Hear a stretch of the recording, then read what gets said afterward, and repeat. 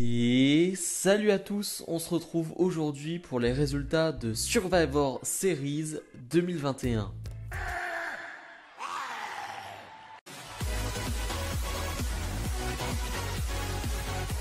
On débute donc avec le kick-off. Nakamura, le champion intercontinental, face à Damien Priest, le champion des États-Unis.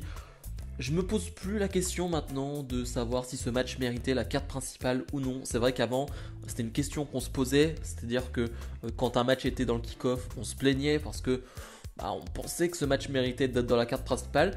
Je me pose moins la question pour une raison, c'est que le public comprend maintenant que le kick-off fait partie du show et le public est présent dès le kick-off.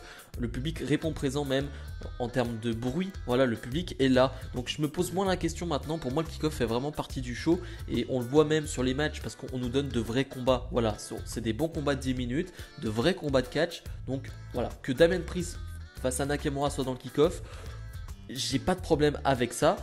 Donc on a eu un super combat entre ces deux-là, vraiment un combat de 10 minutes donc, où les deux styles se sont bien affrontés. Il y a une superbe alchimie entre les deux, je m'attendais à ce type de match-là, donc j'étais très content.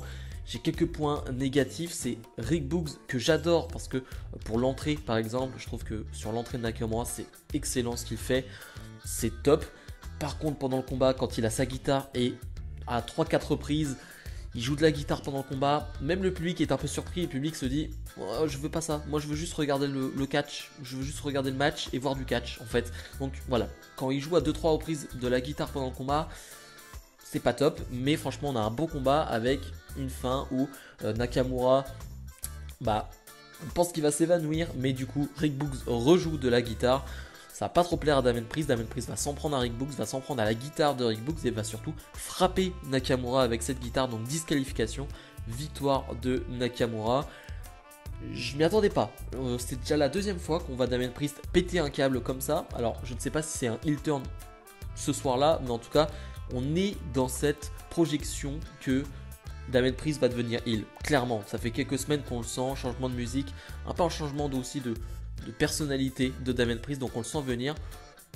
Je suis pas forcément pour, pas contre, je ne sais pas trop me placer dans le sens où Damien Priest est un superbe face et un bon face de Raw, et il n'y a pas beaucoup de face à Raw, il n'y a pas beaucoup de bons face qui arrivent à avoir de la bonne réaction du public, donc c'est un peu dommage de le tourner heel. Mais bon, en tout cas on a eu un bon combat et même sur le possible heel turn de Damien Priest, la réaction du public a été bonne. On ouvre le show directement avec Charlotte Flair, la championne de SmackDown, face à Becky Lynch, la championne de Raw. Un match que j'attendais énormément, peut-être le match que j'attendais le plus de la soirée. On l'a directement pour commencer la carte principale de ce Survivor Series. Tout d'abord, un point sur les tenues. J'aime bien en faire de temps en temps. Tenue superbe des deux côtés, j'aime bien quand les superstars font un effort lors des pay-per-view, lors des gros pay-per-view, de changer de tenue, d'avoir un style différent, d'avoir quelque chose en plus. Et là clairement les deux sont très classe, très stylés, vraiment deux magnifiques tenues. Donc voilà, je tiens à le préciser parce que c'est pas toujours qu'on a des bonnes tenues et de superbes entrées. Et là franchement c'était très très beau à voir. Donc on a un combat de 18 minutes il me semble, donc la bonne durée pour moi. C'était excellentissime, c'était vraiment très très bon et je peux même pas parler de technique et je m'en doutais vraiment parce que c'est pas forcément le combat le plus technique. Par exemple, Becky Lynch nous a apporté plus de technique face à Sasha Banks ou face à Bianca Belair. Mais là, très honnêtement, c'est pas la technique qui nous importe. Clairement, avant le combat, on le savait, la tension qu'il y a entre Charlotte et Becky Lynch est immense, en tout cas de ce qu'on pense, de ce qu'on nous dit. Donc on pouvait s'attendre à ce type de combat où ça a frappé très fort. Je pense à des claques en début de combat où tu sens que ça frappe vraiment dans la tête. Ça doit faire mal, ça doit faire très mal. Et c'est pour ça que ça paraît de temps en temps un peu brouillon, voilà, si je dois le dire, un peu brouillon parce que finalement les deux vont pas enchaîner leur prise tout simplement où tout va aller. Non, à chaque fois, la personne en face va vouloir se rebeller, va vouloir ne pas accepter que la personne fasse sa prise, et ce qui rend le match un peu plus réel. Je ne sais pas si vous avez senti ce côté réel dans ce combat, moi je l'ai vraiment senti. C'est pour ça que ça donne un peu des choses brouillonnes, mais je pense que c'est voulu. C'est vraiment le côté ah ouais, tu veux me faire ça? Non, j'accepte pas que tu me fasses ça, je suis supérieur à toi, j'ai pas envie que tu me portes cette prise. Ce qui fait que voilà, on a vraiment de gros échanges de claques, de coups de coude. C'était assez impressionnant. Je pense surtout à un moment donné où Becky Lynch va porter la prise en 4. Donc voilà, c'est assez légendaire. Voilà. Donc la prise en 4 des Flair. Et tu vois les deux, elles se mettent des claques. Et il y a une intensité. Il y a une Becky Lynch qui va crier bitch. Bref, c'était top. C'était vraiment super. J'ai adoré ce match. C'était exactement ce que je voulais. Une fin de combat qui fait débat. Moi, je comprends cette fin de match où finalement Charlotte Flair va vouloir tricher, gagner avec les cordes, et Becky Lynch va la surprendre, va renverser ce roll-up pour emporter un autre. 1, 2, 3, victoire de Becky Lynch. Alors c'est pas une grosse victoire, c'est pas une grosse défaite pour Charlotte Flair, mais je comprends l'intérêt. Il faut vous rappeler que Becky Lynch est une heel, c'est-à-dire que Becky Lynch, elle est prête à tout pour gagner un combat. Alors, on nous l'a fait un peu passer pour une face à Charlotte Flair, bien évidemment, mais son côté heel est toujours présent, et donc voilà, elle est prête à tout pour gagner ce combat, et c'est ce qu'elle a fait. Donc voilà, moi j'avais dit peu importe qui gagnait le combat, mais je pensais plus à Becky Lynch, donc je suis content. Le bon pronostic, et surtout une vidéo aussi à voir. En plus de ce combat, c'est une interview de Becky Lynch après le combat où elle est en backstage et elle pleure en parlant de Charlotte Flair. Je ne sais pas si tout ça est vrai. Je ne sais pas si tout ça est vrai. Je ne sais pas si ils se foutent de nous, si c'est un troll de la part de Charlotte Flair et Becky Lynch. J'en ai aucune idée. En tout cas, de voir les larmes de Becky Lynch en parlant de sa relation avec Charlotte Flair, de ce qui s'est passé, de son amitié qu'elle avait avec elle, bah, ça m'a ému. Et j'avoue que voilà, faut aller voir cette vidéo. Vous en penserez ce que vous voulez, mais moi ça m'a semblé être sincère et réel. Mais bref, en tout cas, j'étais très content de ce début de show. On passe au 5 contre 5 masculin. Donc on retrouve du côté de la team de Raw Kevin Owens, Bobby Lashley, Austin Theory, Finn Balor et Seth Rollins face à la team SmackDown de Xavier Woods, Jeff Hardy, Drew McIntyre, Sheamus et Happy Corbin. Un point négatif directement, les entrées qui ont été un poil trop longues. Moi j'aime bien qu'on montre toutes les entrées. Voilà, j'aime bien, c'est un gros pay-per-view. J'ai pas envie qu'on efface, qu'on enlève des entrées. Ça, pour le coup, non. Chaque superstar est importante pour moi, donc ça, ok. Mais par contre, ça a duré 15 minutes. Il me semble que j'ai calculé 13-14 minutes. C'est beaucoup trop long. C'est beaucoup trop long et on parlera de la longueur du pay-per-view en fin de show. Mais voilà, ça fait partie de cette longueur qui n'était pas nécessaire. Si je dois faire un bilan global sur le combat, j'ai vraiment apprécié. C'est comme d'habitude en fait. Je pense qu'il faut qu'on s'habitue. Enfin, moi, il faut que je m'habitue au match Survivor Series, au 5 contre 5. C'est vrai que c'est tellement différent des autres matchs qu'on a dans l'année. C'est une construction qui est particulière. C'est-à-dire que tu as un début de combat qui est forcément plus lent, qui est forcément moins intéressant. Et tu sais qu'à la fin, ça va être un bordel. Tu sais qu'à la fin, ça va être le feu. Et ça a été le feu à la fin, clairement. Donc on a eu un combat de 30 minutes qui m'a pas paru trop long. Donc j'ai vraiment apprécié. Voilà, alors bien évidemment, il y a des problèmes de booking, il y a des problèmes de catcheurs qui perdent trop vite dans le combat. Mais j'ai envie de dire, je pense que c'est un problème sur beaucoup de Survivor Series, de matchs en 5 contre 5. C'est compliqué. C'est compliqué de booker chaque superstar parfaitement sur un 5 contre 5. Ça, je le sais bien. Maintenant, tu essayes à chaque fois de faire au mieux. Tu essayes de faire au mieux pour chaque superstar. Mais c'est compliqué. Donc on a eu Kevin Owens, je trouve qu'il a été bien booké par exemple, qui va s'en aller directement, qui décide de ne pas combattre. Et ça colle au personnage, ça colle à son changement d'attitude récemment où il est passé heel, où il en a rien à faire en fait de Raw, il en a rien à faire de son équipe, donc il se casse. J'ai bien aimé. Et j'ai bien aimé aussi, alors désolé pour les fans de Corbin, mais un Happy Corbin éliminé en premier et assez rapidement, ça fait plaisir. Voilà, on l'a pas eu dans le combat après derrière, j'étais bien content. Mais voilà, il y a quelque chose aussi que j'ai pas aimé, c'est Xavier Woods qui se fait éliminer par Bobby Lashley.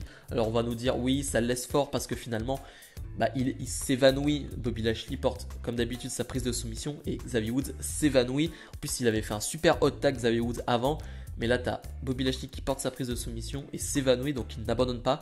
Je trouve ça dommage. Tu le push depuis des semaines, tu le mets en haut de la carte de SmackDown, tu fais presque gagner face à Roman Reigns. Et là tu fais perdre face à Bobby Lashley. Ok, c'est Bobby Lashley, mais il n'est pas champion. Voilà, il est pas au top encore, Bobby Lashley. Enfin, il n'est plus au top. Donc, un peu dommage, je trouve. Dommage aussi, c'est le décompte à l'extérieur de Bobby Lashley et Drew McIntyre. J'aime bien cette guerre, j'ai bien aimé ces références pendant ce combat où Lashley et Drew McIntyre vont se détruire tout au long du combat. Voilà, on connaît cette feud, on connaît leur histoire. Et ça, j'ai bien aimé. Mais le décompte à l'extérieur, ça faisait trop. On avait déjà eu un décompte à l'extérieur, on avait déjà eu ça. Donc j'ai trouvé ça un peu limite. Donc on se retrouve finalement avec Sheamus et Jeff Hardy en finale de SmackDown. Je crois que du côté de Raw, on a Terry et Seth Rollins, donc qui étaient en équipe avant, qui étaient dans un clan, le clan de Rollins. Donc j'ai bien aimé aussi cette référence. Et Jeff Hardy et Sheamus qui vont faire équipe. Et c'est vrai que tu dis l'année dernière, ils étaient dans une grosse guerre, les deux se détestaient. Et là en un an, ils oublient tout. En tout cas, c'est ce qu'on croit, c'est ce qu'on pensait. Finalement, Sheamus qui va s'en prendre après avoir été éliminé, qui va s'en prendre à Jeff Hardy. Ça c'est pareil, pas trop compris le pourquoi du comment, pourquoi Sheamus s'en prend après. C'est pas très cohérent en termes de booking. Mais finalement, tu te retrouves avec un Jeff Hardy qui est face à Austin Theory et Rollins, et qui va surtout éliminer Austin Theory et qui va se retrouver donc en 1 contre 1 face à Rollins. Et là, c'était le feu. Rollins face à Jeff Hardy, c'était le feu. Le public était en feu. Je vais pas revenir encore une fois sur le fait que Jeff Hardy est méga over, que le public veut du Jeff Hardy, veut des victoires de Jeff Hardy. Je crois que je le dis chaque semaine, à chaque fois qu'il y a un match de Jeff Hardy. Et bref, la WWE doit être sourde. Je ne sais pas qui s'occupe de ça, mais c'est incroyable. Quand tu écoutes ce public, comment tu ne peux pas donner une chance à Jeff Hardy, une dernière chance ou une autre chance à Jeff Hardy? Moi, ça me dépasse, vraiment. Et finalement, on n'a pas le droit au bonheur, comme souvent avec Jeff Hardy. Il va se faire contrer lors de sa Swanton. Curse Stomp, 1, 2, 3, victoire de Raw et victoire de Rollins. Un peu déçu, voilà, j'aurais bien aimé avoir ce gros moment pour Jeff Hardy en victoire, une grosse victoire dans les Survivor Series. C'est dommage, voilà. Souvent, on ne veut pas nous donner ce bonheur en plus. Je pense que ça aurait été incroyable, l'ambiance aurait été folle. Mais voilà, un peu déçu de cette fin, même si je trouve que le combat était plutôt cool. On passe à la bataille royale de 25 catcheurs pour rendre hommage aux 25 ans de carrière de The Rock. Je pense qu'il y avait mieux à faire pour rendre hommage à The Rock, parce que c'était nul, c'était de la pub en fait. Clairement en fait tu vas avoir des Pizza Hut, donc voilà la marque Pizza Hut qui va être autour du ring, tu as les Street Profits qui vont jouer avec, d'ailleurs qui vont lancer des pizzas dans le public, ça faut m'expliquer. En 2021, ça fait rire qui, ça fait plaisir à qui, de lancer de la nourriture comme ça dans le public. J'ai l'impression quand même qu'on est dans un autre monde, que la WWE s'en fiche de ce qui se passe actuellement, ça me dépasse vraiment. Et j'ai pas envie d'en parler 1000 ans de cette Battle Royale parce que c'était rien d'autre qu'une pub. Il y a 2-3 segments marrants avec R-Truth pendant le combat, mais sans plus en fait. Et c'est une Battle Royale assez minable qui fait juste la pub de Pizza Hut et c'est tout. Vraiment, il y a rien et une victoire pas surprenante du tout de Omos. Alors, les Français disent Omas, les Américains disent Omos. Je ne sais pas comment le dire, je vais dire Omos. Mais en tout cas, voilà, il gagne ce combat et on s'en doutait. Parce que Omos, à chaque fois qu'il est dans un combat, il gagne. Donc voilà, je m'attendais à cette victoire-là. Et très honnêtement, c'était une perte de temps. Je ne sais pas ce que faisait ce combat sur une carte d'un show. Voilà, vraiment. Même en kick-off, je ne sais même pas si ça avait sa place. Clairement, c'était pas bon. C'était vraiment pas bon du tout.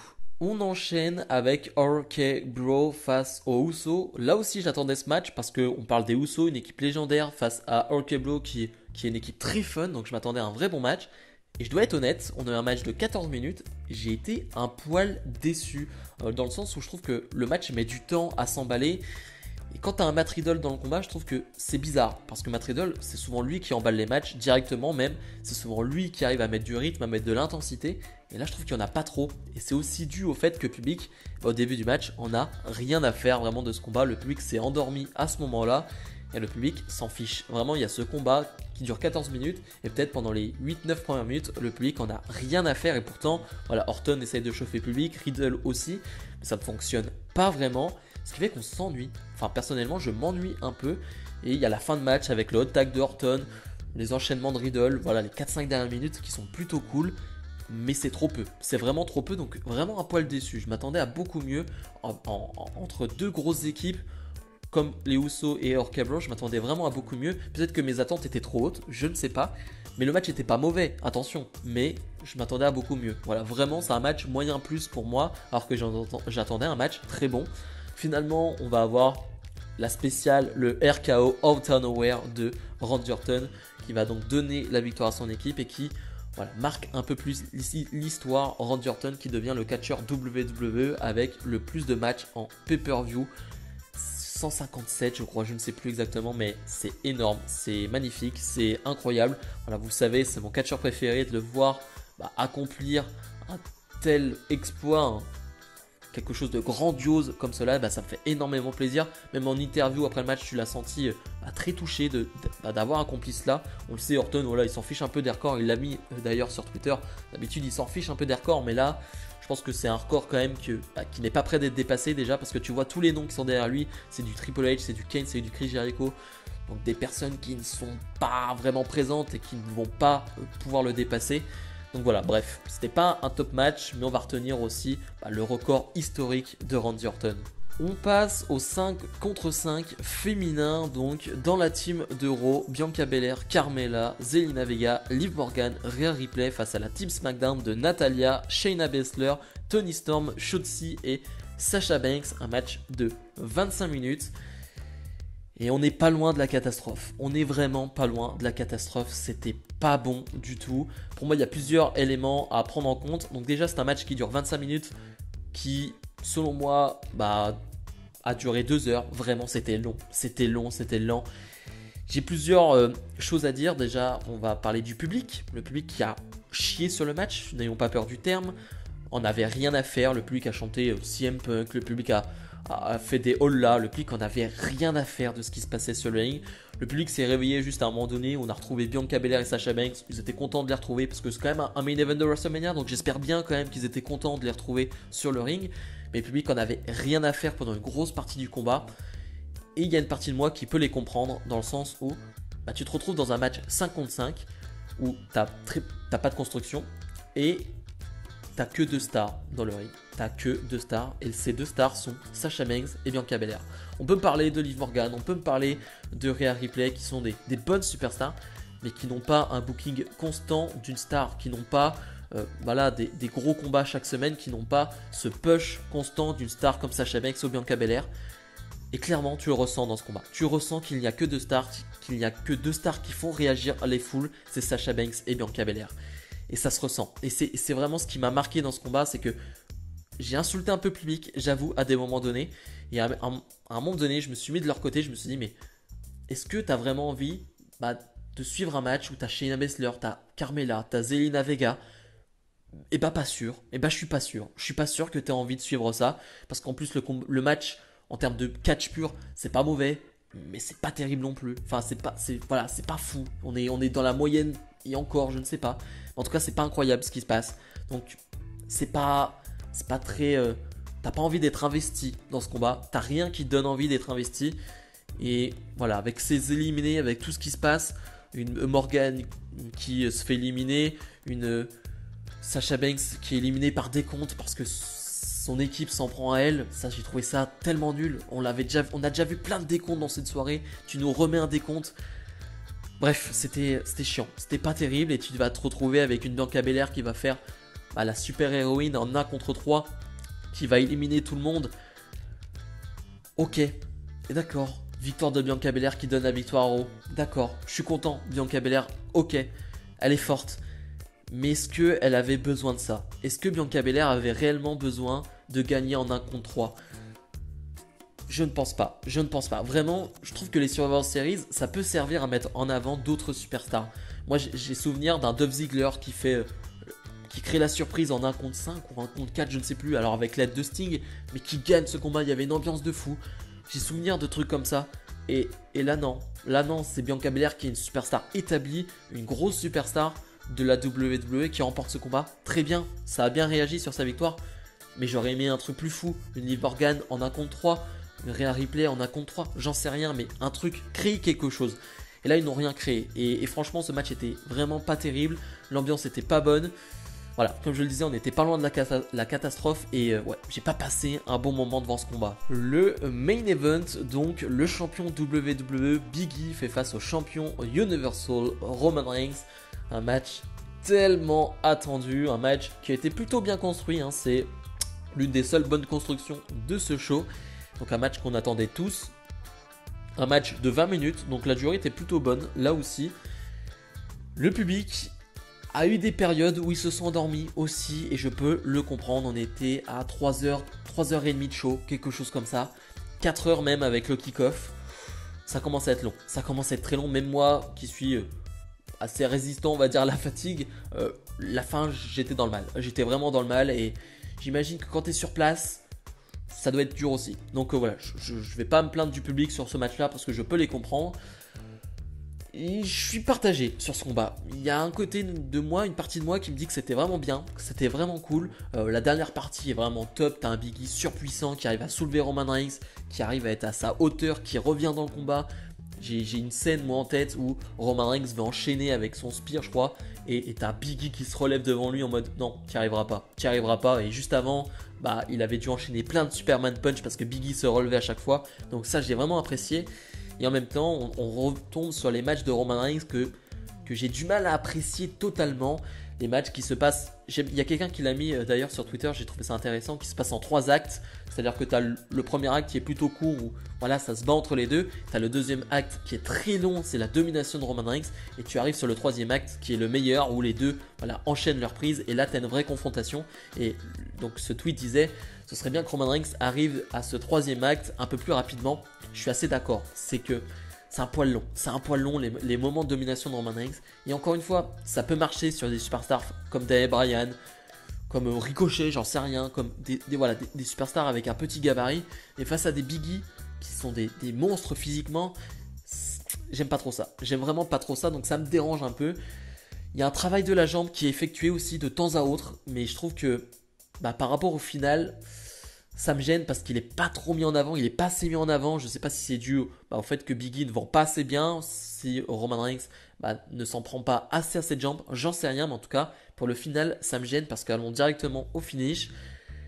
Et t'as Roman Reigns qui va s'en prendre une nouvelle fois à la jambe, qui va porter son spear, 1, 2, 3, victoire de Reigns.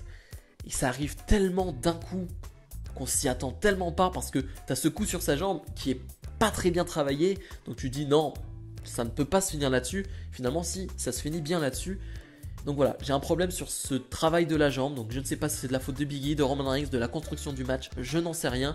Mais j'ai un gros problème, c'est que ça se finit d'un coup et qu'on n'a pas l'impression que Biggie en sort fort en fait. Biggie, il a juste perdu contre Roman Reigns clean et c'est tout.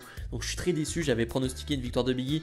Alors j'en sais rien, c'était peut-être un peu trop élevé comme attente, mais voilà, il y avait quelque chose à faire, je trouve qu'ils l'ont pas fait. Et l'après-match, surtout parce que, revenons sur toute cette soirée, je pense que c'est important. Toute la soirée, on nous a teasé une possible arrivée de The Rock. Voilà, on a eu des références au film de The Rock, on a eu de la pub pour le film de The Rock, Red Notice, qui est sur Netflix. On a eu donc un Vince McMahon qui était présent, c'était cool de voir Vince McMahon, donc avec cet œuf qui est là aussi une référence au film de The Rock, cet œuf doré qui a été volé. On s'est dit c'est peut-être The Rock qui a volé cet œuf. Donc on s'attendait possiblement à voir The Rock en fin de show. J'y croyais pas. Au début de show, je n'y croyais absolument pas. Mais finalement, la WWE nous a teasé cela tout au long du show, avec même un Roman Reigns qui porte un rock bottom pendant le combat. Je me suis dit, c'est pas anodin, ça veut dire quelque chose. Et non, pas de The Rock. Donc très honnêtement, si tu me dis avant le show, il n'y a pas The Rock, moi je me dis, oui, je le savais. Mais vu la construction du show, vu comment ils nous ont teasé The Rock pendant le show, c'est du foutage de gueule. C'est quand même du foutage de gueule, je trouve.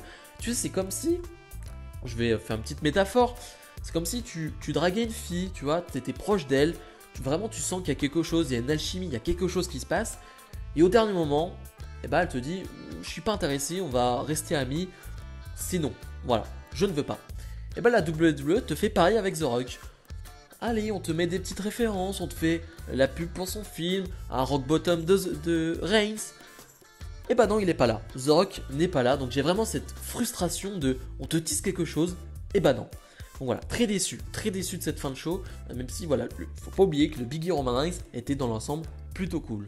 Bilan donc des Survivor Series 2021, c'était moyen. Vraiment c'était moyen parce que, encore une fois, tu peux parler du Becky Lynch Charlotte qui était vraiment top. Tu peux parler par exemple du Survivor Series du match 55 masculin qui était vraiment cool. En tout cas, j'ai vraiment apprécié. Mais il y a trop de trucs qui ne vont pas. Et parlons de la longueur du show. Ça dure près de 4 heures avec le kick-off, 4h30, je ne sais plus. C'est trop long. C'est beaucoup trop long et c'est dommage parce que la WWE nous avait habitués à refaire des pay-per-view de 2h30, 3h. C'était parfait, c'était vraiment le temps parfait. Et là, je trouve que tout est trop long. Il y a trop de pubs, il y a trop de segments qui ne servent à rien. Il y a des entrées qui sont trop longues. Bref, il y a trop de temps perdu, ce qui fait que vraiment tu te retrouves à la fin avec un show beaucoup trop long et le public s'endort et ça c'est normal. Voilà, il y a des matchs qui m'ont déçu aussi, il y a des résultats qui m'ont déçu, il y a des fins de match qui m'ont déçu. Ce qui fait que, honnêtement, je vais donner un 5 sur 10. C'est peut-être une des moins bonnes notes cette année sur un pay-per-view. Mais 5 sur 10, je pense que c'est mérité parce que tu as Charles Leclerc-Becky qui, pour moi, au-dessus de tout. Et après, ça se discute. Vraiment, ça se discute. Et je trouve ça dommage parce que tu avais une carte folle, encore une fois. Et ouais, je trouve ça très très dommage. Bref, comme d'habitude, n'hésitez pas à me dire ce que vous avez pensé de ce show. Et à mettre le petit pouce bleu. Nous, on se retrouve dès demain pour ma review de Raw en espérant un bon show. Salut, salut!